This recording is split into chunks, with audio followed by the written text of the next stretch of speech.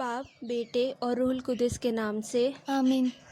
हे खुदा, हमारी मदद करने आओ। हे प्रभु, हमारी मदद करने जल्दी आओ। जलाल बाप और बेटे और रूहुल कुद्दुस का हो, जैसे कि इबादत में था, अब है और हमेशा होगा। आमीन। हालेलुया।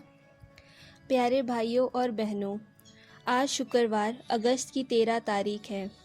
आज के दिन को खुदा के नाम में शुरू करें और हमारे आज के सारी योजनाओं को प्रभु यीशु के पाक हाथों में सौंप दें। आइए सब मिलकर सुबह की दुआ करें।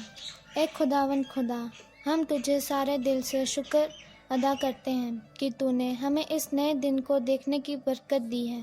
हम आज के हमारे सारे ख्यालों, बातों और कामों को तेरे हवाले करते हैं। तेरा फजल हम में बना रहे और हमें हर बुराई और ख़तरे से बचाए। ए खुदावन यीशु मसीह, हमें अपनी खास बरकत दे कि हम आज के दिन तेरे पाक वचन के खिलाफ कुछ भी ना करें, बल्कि हर बात में तेरी ही पाक मर्जी पूरी करें। आज के हमारे हर ज़रूरत और योजना को तेरी मुबारक माँ मरियम के बेदाग दिल के वसीले तेरे हाथों में सौंपे। आमीन। आइए प्यारे भाइयों और बहनों, आज के पाक कलाम को ध्यान से सुने। पवित्र आत्मा हमें रूहानी ताकत दे ताकि हम खुदा के पाक वचन को उसकी पाक मर्जी के मुताबिक आज के हमारे हर काम के लिए समझ सकें। पहला पाठ योशुआ का ग्रंथ, अध्याय 24, पद संख्या 1 से 13। योशुआ ने सिकेम में सब इजरायली वंशों को इकट्ठा कर लिया। इसके बाद उसने इजराइल के वयोवृद्ध नेताओं, न्यायकर्ताओं और शास्त्रियों को बुला भेजा और वे सब ईश्वर के सामने उपस्थित हो गए। तब योशुआ ने समस्त लोगों से कहा, इजराइल का प्रभु ईश्वर ये कहता है, प्राचीन काल में तुम लोगों के पूर्वज इब्राहिम और नाहोर का पिता तेरह फरात नदी के उस पार निवास करते थे। वे अन्य देवताओं की उपासना करते थे। मैंने तुम्हारे पिता इब्राहिम को नदी के उस पार से बुलाया और सारा कनान देश घुमाया। मैंने उसके वंशजों की संख्या बढ़ाई। मैंने उसे इसहाक को दिया और इसहाक को मैंने याकूब और एसाव को प्रदान किया। मैंने एसाव को सेरई का पहाड़ी देश दे दिया, किंतु याकूब और उसके पुत्र मिस्र चले गए। मैंने मूसा और हारून को भेजा और चमत्कार दिखाकर मिस्रियों को पीड़ित किया। इसके बाद मैं तुम लोगों को निकाल लाया। मैं तुम्हारे पूर्वजों को मिस्र से निकाल लाया और तुम लाल समुद्र तक पहुँचे। तब मिस्रियों ने रथों और घोड़ों पर सवार होकर समुद्र तक तुम्हारे पूर्वजों का पीछा किया।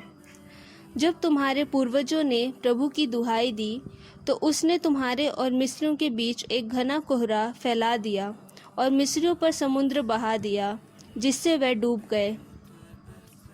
तुमने अपनी ही आंखों से देखा कि मैंने मिस्र में तुम्हारे लिए क्या क्या किया। इसके बाद तुम लोग बहुत समय तक मरुभूमि में निवास करते रहे।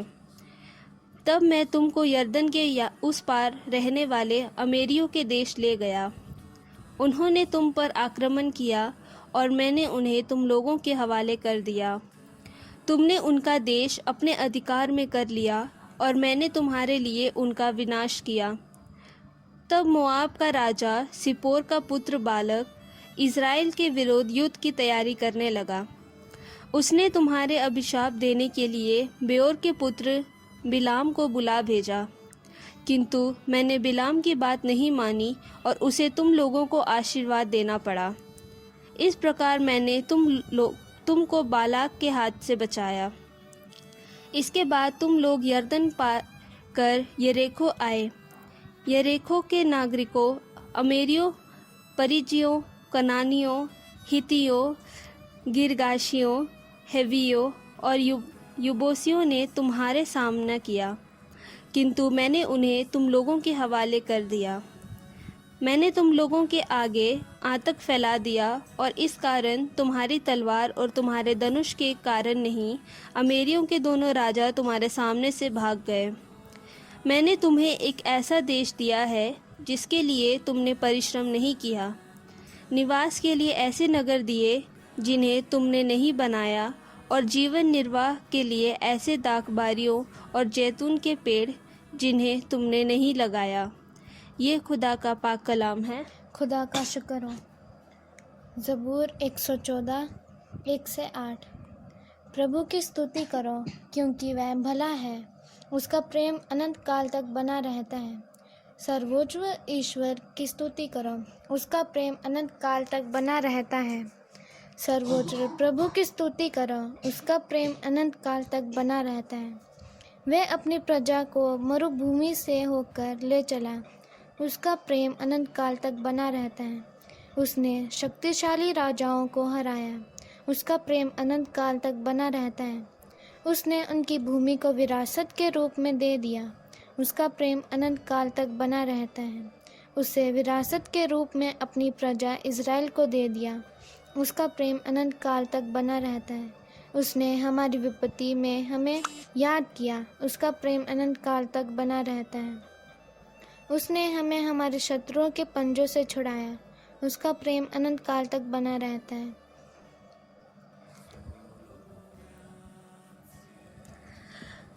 आज का अंजील संत मत्ती के अनुसार अध्याय 19 पद संख्या 3 से 12।